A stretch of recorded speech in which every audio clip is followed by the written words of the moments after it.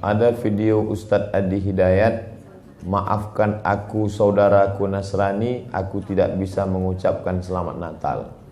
Karena orang yang mengucapkan selamat Natal, maka dia sudah mengakui tiga. Yang pertama, mengakui bahwa Isa anak Tuhan. Yang kedua, mengakui bahwa Isa lahir 25 Desember. Yang ketiga, mengakui bahwa Isa mati di palang salib. Ketiga-tiga ini dibantah oleh Al-Quran. Bahwa Isa anak Tuhan dibantah. Laqad kafaral ladzina qalu innallaha salisu salasah. Kafirlah orang yang mengatakan Isa Trinitas dan anak Tuhan. Tentang Nabi Isa lahir tanggal 25 Desember dibantah. Ketika Maryam memegang Isa, tidak ada makanan karena terlahir di tepian kota. Allah memerintahkan menggoncang pangkal batang pohon korma. Tusakit alaiki rutaban jania. Gugur buah korma yang mengkal. Buah korma mengkal ada pada musim panas bulan Juli Agustus. Ketika Isa lahir, kambing-kambing sedang digembalakan di padang rumput. Sedangkan bulan 12 rumput tidak tumbuh karena tertutup salju. Maka 25 Desember bukan hari kelahiran Isa, tapi hari raya merayakan Dewa Mitra, Dewa Matahari, yang diambil oleh Kaisar Konstantin dari Konstantinopel. Lalu kemudian tentang Isa mati di palang salib dibantah Al-Quran. Wa ma qataluhu, mereka tidak membunuhnya. Wa ma salabuhu, mereka tidak menyalibnya. Walakin syubbihalahum, ada orang lain yang diserupakan wajahnya dengan Isa. Dialah Yudas Iskariot, murid Isa yang menjual imannya dengan beberapa keping uang emas. Saya punya kawan Kristen Masehi, tapi dalam masalah hubungan baik, masalah ngasih makanan, masalah beri pakaian, oke. Tapi kalau sudah terkait dengan akidah, wala ana abidu ma'abadtum wala antum abiduna ma'abud lakum dinukum waliyadin. Tentang masalah tahun baru, apakah 1 Januari itu bersih, tidak ada hubung kait dengan agama? Maka tidak benar.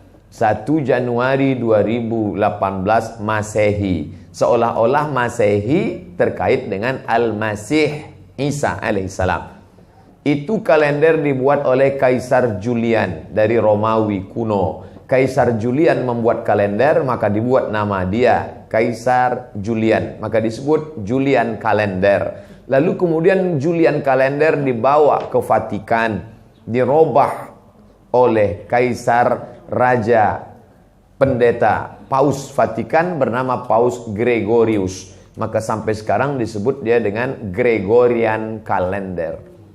Lalu kemudian ketika terbentuk PBB, United Nation, Persatuan Bangsa-Bangsa, bingung mau pakai kalender apa? Di dunia banyak sekali kalender. Maka diseragamkanlah, dipakailah Gregorian kalender. Yang sebelumnya kita kerajaan Pasundan, kerajaan Demak, kerajaan Riau, Sendiriapura itu pakai kalender Hijriah. Termasuk Yogyakarta pakai kalender Saka, karena Sultan Agung Jawa mengkawinkan antara kalender Jawa dengan kalender Hijriah.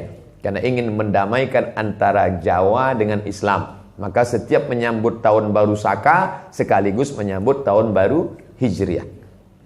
Kalender Masehi muncul belakangan, tidak tepat penisbatannya kepada Al-Masih karena Isa tidak tahu menahu tentang itu. Itu murni diambil oleh Kaisar Gregorius yang diambilnya ke Vatikan menjadi Gregorian kalender. Jadi kita menyatakan tahun baru, betul tahun baru, tapi tahun baru Romawi.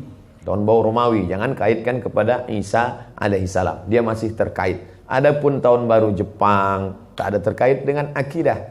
Nah, ini tahun kalender yang baru. Tidak meyakini bahwa dengan kalender yang baru ini nasib berubah menjadi baru. Siapa yang asap malam itu paling banyak mengepul ke atas, maka rezekinya yang paling murah. Lalu membakar ayam sampai 2000 ekor. Nah, oleh sebab itu saya anjurkan anak-anak muda, remaja-remaja masjid, tanggal 31 malam tanggal 1 setiap masjid semuanya buat kajian, iktikaf, zikir, muhasabah supaya jangan keluyuran ke sana kemari. Hanya 2 saja. Anak-anak muda pergi ke masjid mulai jam 10, jam 11, jam 12, jam 1, jam 2 atau habis isya tidur. Saya nggak bisa tidur Pak Ustadz. Biasa malam kalau nggak bisa tidur, habis isya makan Antimo 2. Nguap tidur langsung. Itu saja. Adapun nanti Ustadz malam tahun baru apakah buat muhasabah di masjid? Enggak. Saya berangkat 28, 29 umroh, maka tahun baru di Madinah. Tahun lalu juga begitu. Tapi tahun sebelumnya dibuat acara muhasabah. Wallahu a'lam.